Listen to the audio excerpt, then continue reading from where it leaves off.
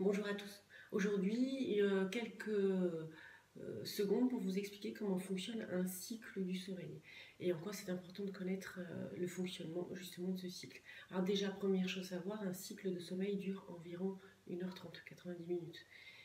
Il est suivi et il commence par un premier, ça fonctionne un petit peu comme un train. Ça commence déjà par ce qu'on appelle la locomotive du sommeil, qui en termes de fonctionnement d'émission d'ondes cérébrales va être entre 13 et 35 Hz, ce qu'on appelle les ondes bêta.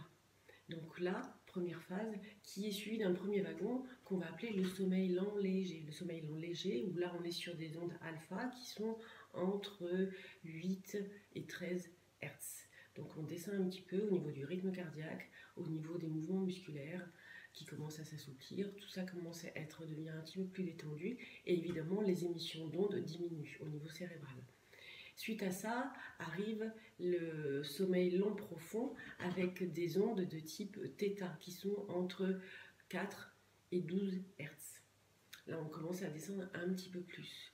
Puis arrive le wagon du sommeil lent très profond, où là, on est sur des ondes sur des ondes delta qui sont inférieures à 4 Hz.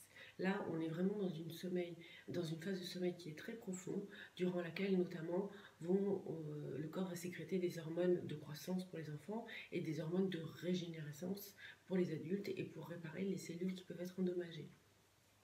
Suite à cette phase, arrive la phase de sommeil paradoxal. Alors pourquoi paradoxal? Parce que justement, en termes d'émission d'ondes, on retourne sur des ondes de type bêta, c'est-à-dire entre 13 et 35 Hz. Durant cette phase-là, vous avez les yeux qui bougent beaucoup. Vous avez également les muscles de l'oreille interne qui fonctionnent à plein. On est typiquement dans une phase de rêve, où là, le cerveau va énormément fonctionner, alors que votre corps, lui, par contre, est complètement immobile. Et suite à cette phase de sommeil paradoxal, bien évidemment, arrive la phase de réveil. Donc chaque cycle dure à peu près 1h30. Ce qui est intéressant, c'est de repérer à quel moment vous vous réveillez naturellement le matin, parce que c'est une fin de cycle. Et pour ceux qui auraient des problèmes d'endormissement, ce qui est intéressant, c'est de remonter de fil en aiguille, de voir à quelle heure commence un nouveau cycle le soir quand vous allez vous coucher, de façon à être vraiment disposé à attraper le train du sommeil au moment où il arrive. C'est-à-dire avoir la lumière éteinte, ne pas être devant son téléphone ou devant son livre au moment où va potentiellement commencer un nouveau cycle.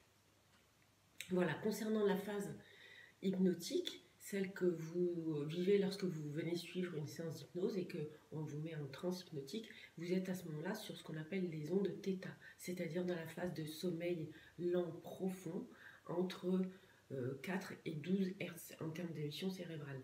Donc vous voyez, ça laisse quand même une marge de manœuvre entre une transe légère ou une transe profonde, tout dépend à quel niveau vous descendez dans la transe. Mais dans tous les cas, c'est suffisamment efficace pour pouvoir accéder directement à votre inconscient. Voilà, écoutez, je vous remercie de votre écoute, j'espère ne pas vous avoir endormi durant cette vidéo. À bientôt.